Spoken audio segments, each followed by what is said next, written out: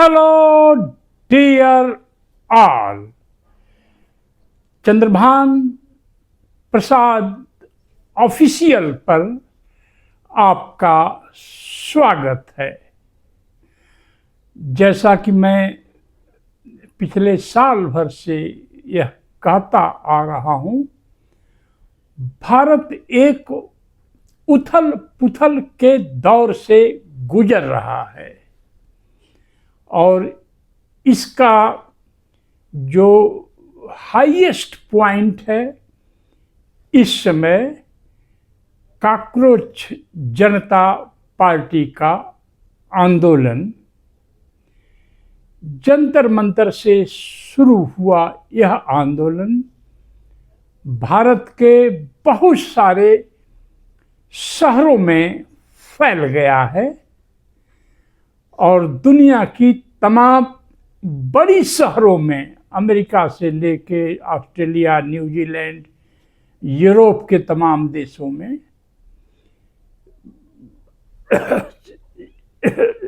ये कॉकरोच जनता पार्टी के सवालों पर लोग समर्थन में आ रहे हैं।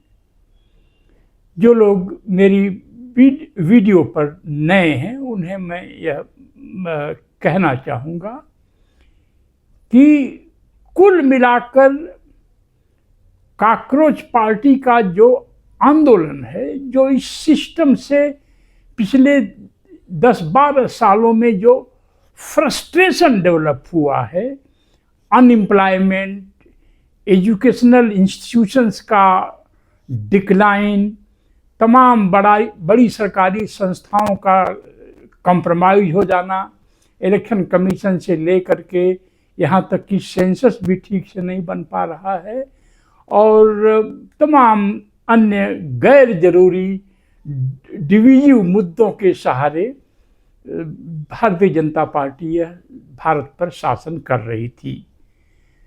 और जो पूरी पीढ़ी है, पुरानी पीढ़ी है द्विज समाज की, जिसको लगता है कि उनका शासन आ गया है, द्विज का मतलब अपर कास्ट के लोग, और वह जाति व्यवस्था को वापस चाहते हैं।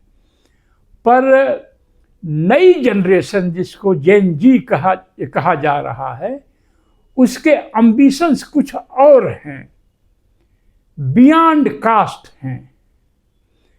तो यह कॉन्फ्लिक्ट अगर डीप इंटेलेक्चुअल लेवल पर अगर हम जाएं तो यह कॉन्फ्लिक्ट मोस्टली संघ परिवार और द्विजों के बीच की है।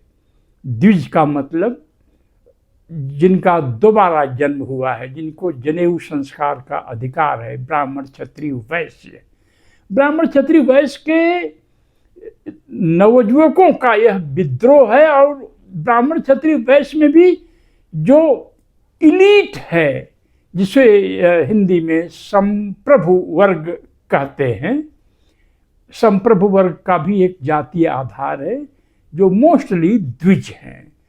और यह उनका आंदोलन ऐसा नहीं है कि इस आंदोलन में दलित नहीं है, ओबीसी नहीं है, अल्पसंख्यक नहीं है, पर बेसिकली यह आंदोलन संघ परिवार का जो विश्व दृष्टिकोण है और द्विज समाज की जो जनरेशन जी है के बीच एक कॉन्फ्लिक्ट है।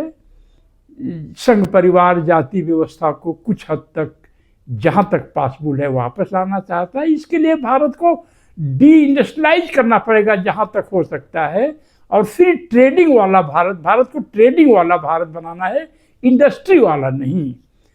और इस आंदोलन ने पूरे दुनिया की आंखें खोल दी हैं कि भारत में क्या हो रहा है और किस तरह से वहाँ का युवा, यहाँ तक कि स्कूली बच्चे, मैं अभी एक देख रहा था, एक वैन में स्कूली बच्चे जा रहे हैं और कॉकरोच पार्टी का जिंदाबाद का नारा लगाने जा रहे हैं। वो छोटी कक्षाओं के बच्चे थे, बड़ी कक्षाओं के नहीं।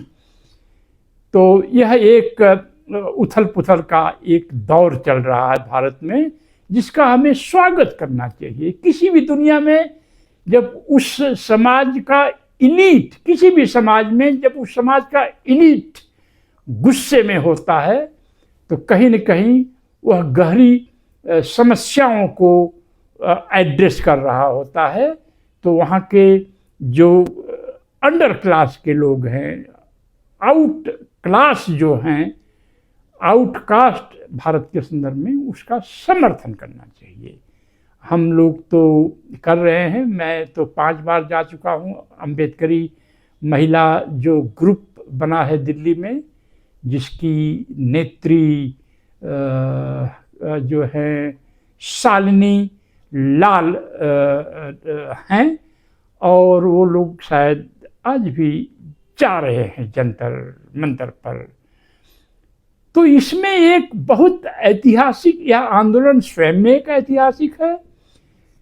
दूसरा, इसमें एक ऐतिहासिक डेवलपमेंट यह हुआ है कि कल सुबह जंतर मंतर पर जो नारे लग रहे थे, लेकर रहेंगे आज़ादी, बेरोजगारी से आज़ादी, भूखमरी से आज़ादी, अन्याय से आज़ादी, एक नया नारा जुड़ गया, मनुवाद से नारा आज़ादी। मैंने अपने लाइफ में कभी नहीं सोचा था कि इस देश के इलीट्स के प्लेटफॉर्म में, भले ही इसका लीडरशिप एक दलित नौजवान कर रहा है और एक आदिवासी समाज से एक साइंटिस्ट और सोशल रिफॉर्मर वांगचुक साहब इसके प्रतीक बन गए हैं, पर कभी नहीं सोचा था मैंने कि एक इलीट प्लेटफॉर्म से मनुवाद से आज़ादी के नारे लगेंगे। यह बहुत ही पॉजिटिव डेवलपमेंट है और तमाम दलित समाज के लोगों को इसका समर्थन करना चाहिए। पर मनुवाद है क्या? बहुत सारे लोग बाबा साहब अम्बेडकर का अध्ययन करते हैं। मेरे सामने तो उनकी सारी किताबें पढ़ी हैं। मेरे सामने मनुस्मृति की किताब है, मेरे सामने वॉल्यूम 3 है जो बाबा साहब का सबसे ज़्यादा बड़ा फिलॉसफिकल वॉल्यूम है। इसमें हर शब्द में एक फिलॉसफी छिपी हुई है। बाबा साहब को मैं पढ़ता हूँ, लेकिन यह क्लेम नहीं कर सकता कि मैंने बाबा साहब का पन्ना पढ़ गया है, ऐसा मैं क्लेम नहीं करता। और कई बार आप पढ़ते जाएंगे, कुछ चीज़ें याद नहीं रहती हैं। जहाँ तक मुझे याद आता है, बाबा साहब मनुवाद जैसे शब्द का इस्तेमाल नहीं करते थे। अगर कहीं किया है उन्होंने तो मैं इस भूल का सुधार कर लूँगा।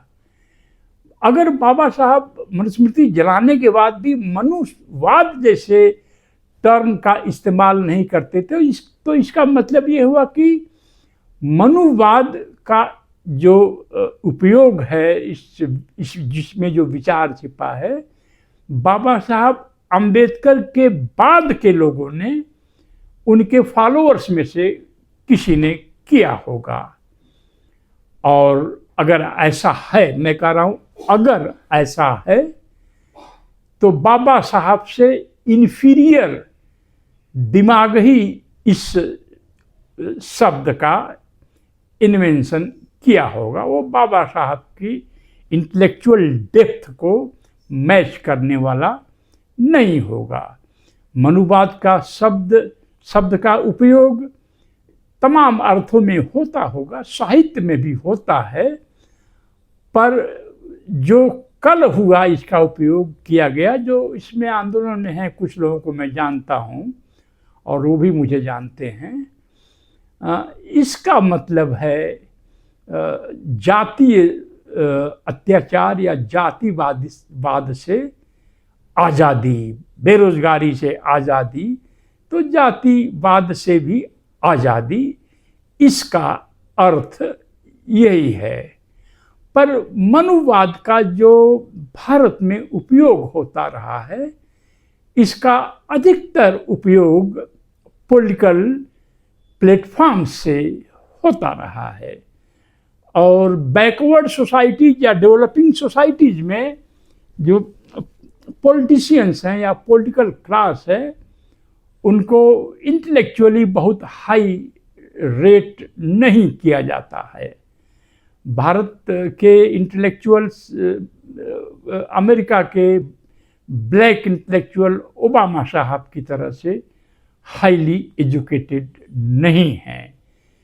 तो इसका मतलब मनुवाद के नारों का पॉलिटिकल पार्टीज ने इसका इस्तेमाल किया है और पॉपुलराइज किया है, और दलित समाज इस नारे को लगाता है बगैर बहुत गहरी समझ के। जो मुझसे नाराज हो जाना चाहते हैं वो नाराज हो लें, पर सच बोलने की आज़ादी सबको होनी चाहिए, और कभी कभी सच सुनना भी चाहिए। मेरे पास मनुस्मृति की किताब है और मेरे साथ बाबा साहब की किताबें हैं। इनके बाहर भी मैं साहित्य पढ़ता रहता हूँ। सोशियोलॉजी की किताबें, इकोनॉमिक्स की किताबें, हिस्ट्री की किताबें, एंथ्रोपोलॉजी की किताबें मैं पढ़ता रहता हूँ। विज्ञान में नहीं पढ़ पाता। हाई स्कूल के बाद मैंने विज्ञान नहीं पढ़ा। वैसे मेरी एमफिल चाइना के टेक्नोलॉजी पर है, और जो मेरी पीएचडी का सब्जेक्ट था चाइना के साइंस का इतिहास। तो अगर हम मनुस्मृति को पन्ना पन्ना पढ़ जाएं, एक बार नहीं 10 बार पढ़ जाएं, इसकी चूंकि परिभाषा भी नहीं मनुवाद की किसी महान लेखक ने दी है, तो मनुवाद जातीय व्यवस्था का संविधान है, इतना तो बाबा साहब बता गए हैं। और मनुवाद में जातीय व्यवस्था को धर्म का स्थान दिया गया है। धर्म का स्थान क्या? यह धर्म ही है। इस किताब की संस्कृत में ओरिजिनल टाइटल मानव धर्म शास्त्र है। तो जाति व्यवस्था के प्रति आस्था ही धर्म है उनका, जो अपने को हिंदू कहते हैं। और बाबा साहब ने तो अपनी किताब में लिखा है, ये जो मेरे सामने वॉल्यूम 3 है, वॉल्यूम 3 सबको पढ़ना चाहिए, कि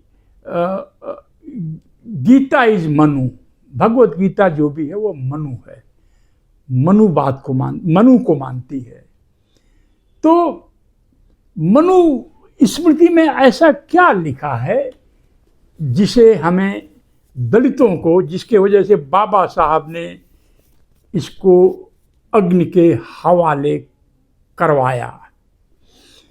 जहाँ तक दलित समाज, मनुस्मृति एक धर्म है, जातीय व्यवस्था एक, चतुर्वर्णा आर्डर एक धार्मिक आर्डर है। मनुस्मृति के हिसाब से, मनु महाराज के हिसाब से यह धार्मिक आर्डर है। यही धम्मा है उनके लिए, यही धर्म है उनके लिए।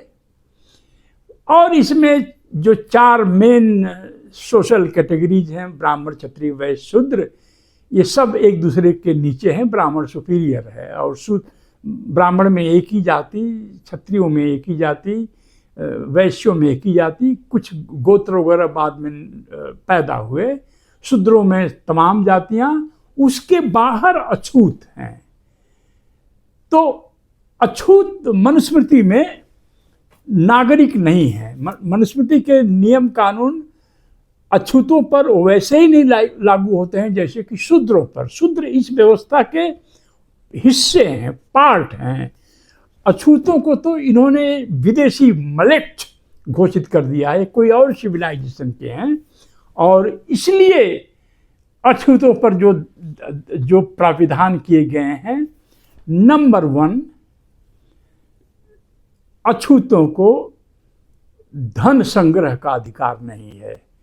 अगर अछूतों के पास कोई धन हो सकता है, मैंने कई बार कहा है, लेकिन कई बार जब किसी चीज़ में जंग लग जाती है तो उसे साफ करना होता है। मैं ये मानता हूँ कि दलित मिडिल क्लास, जो दलितों में एडवांस सोचने समझने वाला तबका है, उसके दिमाग पर भी जंग लगी हुई है। यह कहने का साहस किसी न किसी में होना चाहिए। तो थोड़ा नाराज हो लीजिए कुछ समय के लिए। तो ये जो धन संग्रह का अधिकार अछूत को नहीं है। अगर अछूत के पास कोई धन हो सकता है तो वह डॉग्स एंड डंकीज। और ऐसा नहीं कि डॉग्स 1 करोड़ 1 लाख का डॉग का फार्म है या 1 लाख गधों का फार्म है। जो सामान्य परिस्थितियों में लोग डॉग रखते हैं और कुछ लोग गधे रखते रहे होंगे उसमें ट्रांसपोर्ट का एक साधन। बाकी लोगों के पास तो हो सकता है घोड़े रहे हों, हाथी रहे हों। तो दूसरा है कि अछूतों को गांव का जो मेन स्ट्रीम इलाका है उससे बाहर रखना है। और इसमें लिखा तो नहीं है लेकिन दक्षिण तरफ गांव के अक्सर, इसलिए ट्रेडिशनल सोसाइटी में जाइए और बोलिए भाई आप कहाँ के रहने वाले, मैं फलाना गांव का हूँ, कहाँ क्या जाती है, मैं दक्षिण टोले से आता हूँ, तो इसका मतलब वो अछूत हैं, दलित हैं। तो दलितों को गांव से बाहर बसाया जाना है। तीसरा प्रतिबंध है इसमें कि दलित नए कपड़े नहीं पहन सकते हैं और दलित सोने चांदी के गहने इस्तेमाल नहीं कर सकते हैं और दलित लोग टूटे हुए बर्तनों में खाना खाएंगे। यह मनुस्मृति में लिखा है। मेरी समझ से इसका अगर निचोड़ निकाला जाए तो सबका संबंध धन से है। अगर आज नोएडा में या लखनऊ में, दिल्ली में, चेन्नई में, बॉम्बे में, बेंगलोर में, कहीं भी, सूरत, अहमदाबाद, चंडीगढ़ जाएं, अगर आपके पास पैसा है तो किसी भी सोसाइटी में आप फ्लैट खरीद सकते हैं। कहीं कहीं कोई हो सकता है अति हो रही हो और ब्राह्मण मोहल्ला, ब्राह्मण सोसाइटी हो और वहाँ लिख दिया गया हो केवल ब्राह्मण ही इसमें होंगे, वह हर जगह एक्सेप्शन होते हैं। कुल मिलाकर के दलितों को धन से वंचित रखना ही मनुवाद का सेंट्रल थीम है। This is the central theme of Manuvad, to keep Dalits away from wealth. Wealth से दलितों को दूर रखना है, यही मनुवाद का कोर प्रिंसिपल है। तो फिर जिन लोगों ने मनुवाद शब्द का इन्वेंशन किया, उन्हें कहना चाहिए था दलितों बॉम्बे स्टॉक एक्सचेंज पर अपना दबदबा बनाओ। बॉम्बे स्टॉक एक्सचेंज पर कब्जा करो। बॉम्बे स्टॉक एक्सचेंज के नीचे की गली को बोलते हैं दलाल स्ट्रीट। दलाल स्ट्रीट में अपनी भागीदारी मांगो। तो ऐसा तो नहीं हो पाया। तो जब हम मनुवाद का विरोध करते हैं और इसको नारा लगाते हैं तो बहुत सारे द्विज समाज के लोग, यहाँ तक कि ओबीसी समाज के या शूद्र समाज के लोग भी इस नारे को एक चैलेंज के रूप में लेते होंगे, क्योंकि इस नारे को पॉलिटिशियंस ने लगाया है और पॉलिटिशियंस ने मनुवाद का विरोध करने के लिए संसद में भागीदारी मांगी, राजपाट का एक ड्रीम फैलाया दलित समाज में। इसलिए मनुवाद बहुत थ्रेटनिंग जैसा विचार हो गया। तो अगर मनुवाद, मेरी समझ से मनुवाद का विरोध करना है तो दलितों को धन बनाना चाहिए और धन बिजनेस से आएगा, ट्रेड से आएगा, इंडस्ट्री लगाने से आएगा। दुर्भाग्यवश दलितों ने 40-50 साल का समय खो दिया और वह मनुवाद के विरोध के नाम पर राजसत्ता तलाशते रहे और धन पर कब्जा नहीं कर पाए। इसीलिए आज दलित न तो द्विजों की तरह से हाई क्लास की university, colleges, institutions, clubs, newspapers, television channels बना पा रहे हैं और न तो कॉकरोच जनता पार्टी जैसा आंदोलन कर पा रहे हैं जहां पर 10,000, 50,000 लोगों के लिए branded food, branded medicine, branded पानी अवेलेबल है। अभी तो हमने कल देखा कोई सिख लोगों का ग्रुप है, उन्होंने बहुत सारे मेक शिफ्ट टॉयलेट्स का भी अरेंजमेंट कर दिया है। इस क्रूर सरकार ने, जैसा कि मैंने सुना, सही है कि गलत पता नहीं, लेकिन सुना कि जो आसपास के अवेलेबल वॉशरूम्स हैं उनकी पानी की सप्लाई काट दी गई है। तो अगर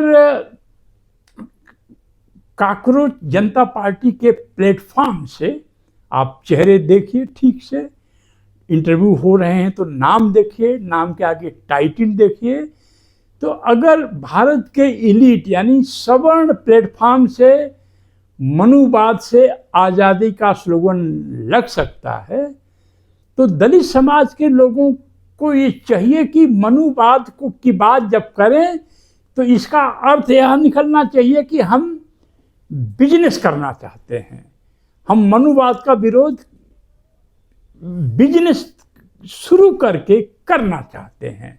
ये बात 50 साल पहले दलित समाज के भीतर फैल जानी चाहिए थी। तो आज मनुवाद के खिलाफ कुछ कहने से, मनुवादी कहने से किसी को चोट न लगे, और अल्टीमेटली इसी समाज में हमें डिजॉल्व होना है। अगर अंबेडकर को लोग पढ़ते हैं, जो दावा करते हैं कि बाबा साहब अंबेडकर की विचारधारा को खूब जानते हैं, तो वो कृपया इस बात पर विचार करें कि RPI, Republican party of India के मैनिफेस्टो में बाबा साहब ने शेड्यूल्ड कास्ट या कास्ट जैसे शब्दों का इस्तेमाल भी नहीं किया है। उन्होंने संविधान के प्रियम्बुल को ही अपनी पार्टी का एम्स एंड ऑब्जेक्टिव मान लिया, यानी उनका भी कहीं न कहीं ये मानना था, कहीं न कहीं क्या स्पष्ट रूप से यह मानना था कि अनटचेबल्स को भी इसी समाज में डिजॉल्व होना है। तो अगर हमें गांव के बाहर बसाया गया है तो पैसा कमा करके हमें उन हाउसिंग सोसाइटियों में फ्लैट बुक कराना चाहिए जिसमें प्रीडोमिनेंटली द्विज रहते हैं।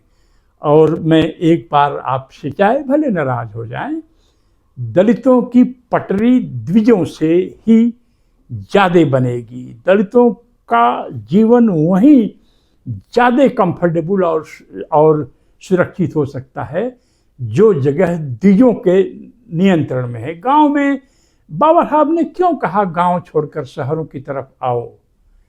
कुछ तो उसका एक बड़ा फिलॉसफिकल बेसिस रहा होगा। तो अगर जंतर मंतर पर तमाम नारों में मनुवाद से आज़ादी, मनुवाद से आज़ादी का नारा लगा है, तो यह हम लोगों के लाइफ, जो हमारी उम्र के लोग हैं, उन लोगों के लाइफ का ये बहुत बड़ा अचीवमेंट है। मेरी वीडियो तो मैं बना रहा हूँ नई जनरेशन के लिए, लेकिन जो हमारी पूरी व्यूअरशिप है उसमें नई जनरेशन 1% भी नहीं है। तो जो पुराने अधिक उम्र के लोग हैं, अपने पेरेंट्स को बताएं कि तुम किसी को अपना दुश्मन मत घोषित करो, क्योंकि तुम प्राइवेट सेक्टर में, सरकारी जॉब में जाएंगे तो हो सकता है कि तुम्हारे बॉस द्विज ही हों। अगर प्राइवेट सेक्टर में नौकरी पर जाओगे तो हो सकता है तुम्हारे पास द्विज ही हो। अगर बिजनेस में जाओगे तो तुम्हारे बिजनेस के सिलसिले में जिनसे तुम्हारा लेन देन होगा, अधिकतर उसमें द्विज समाज के ही लोग हों। और गांव में रहोगे तो जो अपने बहुजन समाज के लोग हैं वो तुम्हारी मेड़ जरूर काटेंगे, जो भी खेत तुम्हारे पास है। इतनी सी चीज़ें दिमाग में रख लेनी चाहिए। अगर द्विज समाज बदल रहा है तो हमें भी बदलना चाहिए, और हमें कटुता वाली बातें ज़्यादा नहीं करनी चाहिए। तो मनुवाद में अगर धन दौलत बनाने के लिए दलितों पर प्रतिबंध है, तो दलितों को चाहिए धन दौलत बनाने की रेस में कूद जाएं और मनुवाद को उखाड़ फेंकें। आपको अगर यह वीडियो अच्छा लगता है तो इसको सब्सक्राइब करिए और ज्वाइनिंग बटन दबाकर उसमें कंट्रीब्यूट करिए, क्योंकि एक अच्छा चैनल चलाने के लिए आपके पास एक पार्ट टाइम एडिटर होना चाहिए, एक फुल टाइम कैमरा मैन होना चाहिए, अगर हमारे खर्च आप छोड़ भी दें तो, और एक अच्छा कैमरा और रिकॉर्डर होना चाहिए। इसलिए आपका कंट्रीब्यूशन बहुत ज़रूरी है। आप इसको आगे फॉरवर्ड करेंगे, बढ़ाएंगे, सपोर्ट करेंगे, और जंतर मंतर आंदोलन को, भले ही यह सवर्णों का आंदोलन हो, हमें खूब उसमें भाग लेना चाहिए, क्योंकि सवर्ण अब आरएसएस की सत्ता को चैलेंज कर रहे हैं, इसलिए हमें उनका साथ देना चाहिए, क्योंकि आरएसएस पूरे भारतीय रिपब्लिक को चैलेंज कर रहा है। जय भीम, जय भारत, जय काकरोच जनता पार्टी, और मनुवाद से आज़ादी।